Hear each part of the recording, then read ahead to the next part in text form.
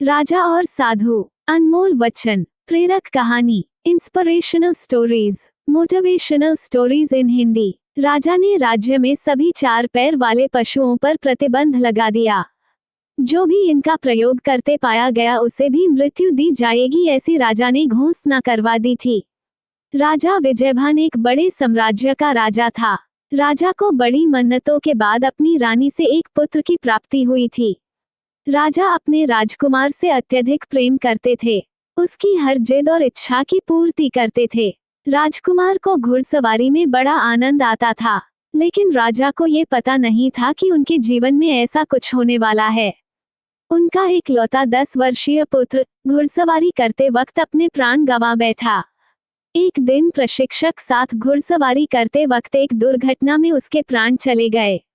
ढलान पर फिसलन वाली जगह पर घोड़ा अपना संतुलन खो बैठा। उस पर बैठा नन्हा राजकुमार गिरकर एक पत्थर से टकरा गया, जिस कारण उसकी जीवन लीला समाप्त हो गई।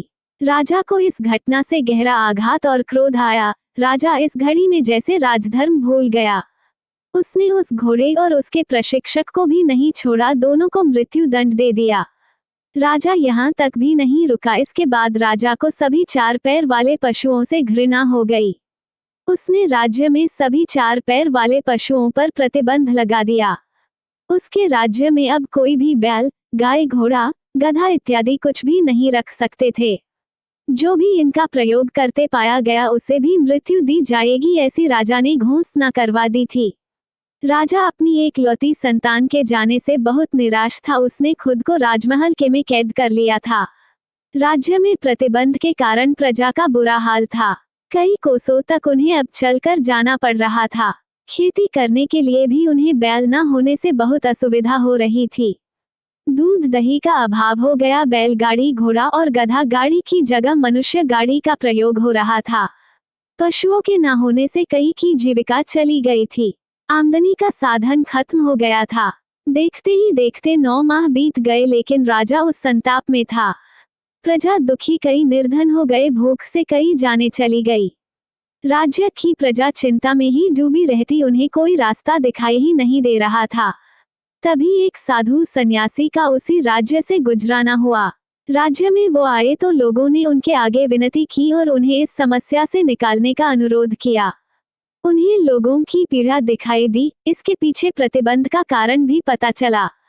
साधु ने राजा से मिलने का निर्णय किया। वो राजमहल गए और राजा से मिलने को कहा। राजा किसी से भेंट नहीं कर रहे थे, इसलिए राजा ने ये संदेश भिजवा दिया कि आप जाए। राजा अभी दुखी है। उस साधु ने कहा कि मैं उनके पुत्र के विषय में ही उनसे कुछ चर्चा करने आया हूँ। राजा ये सुनकर उनके सामने उपस्थित हुआ। राजा ने उन्हें प्रणाम कर कहा कि आप क्या बात करना चाहते हैं। उन्होंने कहा कि हे राजन, आपने गलत ही पशुओं पर प्रतिबंध लगा दिया। आपके पुत्र की मृत्यु का कुछ और कारण है। राजा को लगा कि यह पहुंचे हुए लगते हैं। मन ही मन कुछ समय उसने विचार किया और फिर कहा, क्या हमें बताइए, ऐसा क्या है जो आप जानते हैं और मैं नहीं। उन्होंने कहा कि जल, आप जल पर प्रतिबंध लगाइए, ना आप जल पीजिए, ना आपके राज्य में कोई जल का प्रयोग करेगा और ना ही वर्षा होगी, ऐसा प्रतिबंध लगाना सही है।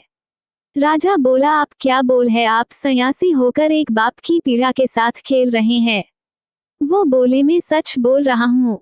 घोड़ा अपने आप नहीं फिसला, वहाँ फिसलन थी, क्योंकि घोड़ा फिसलन से फिसला और वो जल के कारण होती है। वहां आप भी जाकर भागेंगे तो गिरेंगे, तो फिर घोड़े का क्या दोष।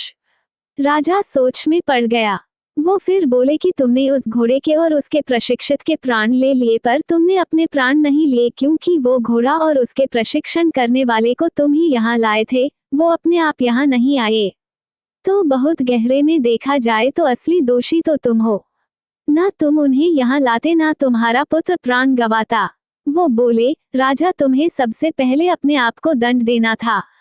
क्या वर्षा पर प्रतिबंध लगा सकते हो? अगर उस घटना की जड़ में जाओगे तो कुछ और ही कारण तुम्हारे समक्ष आएंगे।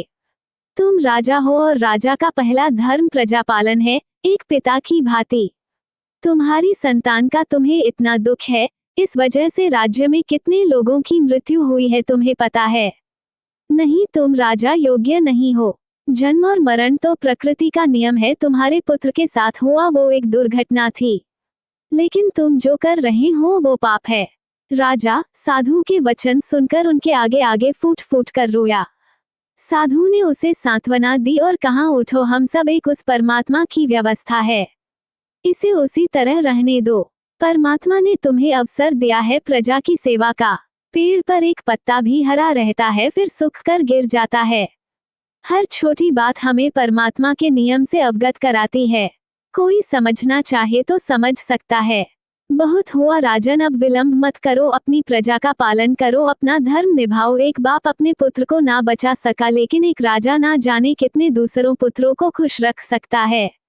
व्यक्ति को वो जहां परमात्मा का नाम लेकर प्रसन्न मन से अपना कर्म करते रहना ही उसका धर्म है।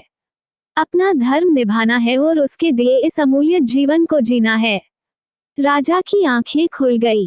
अपने इस कृत्य के कारण उसके राज्य में जो हानि हुई थी वो उसे पूरा करने में लग गया। आपको ये कहानी कैसी लगी हमें कमेंट कर जरूर बताएं।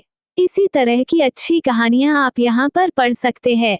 यहाँ उपस्थित शिक्षाप्रद कहानियां आपका मनोरंजन करने के साथ दिशा भी देंगी। तो बने रहिए हमारे साथ और हमारे प्रयास को सफल बनाएं।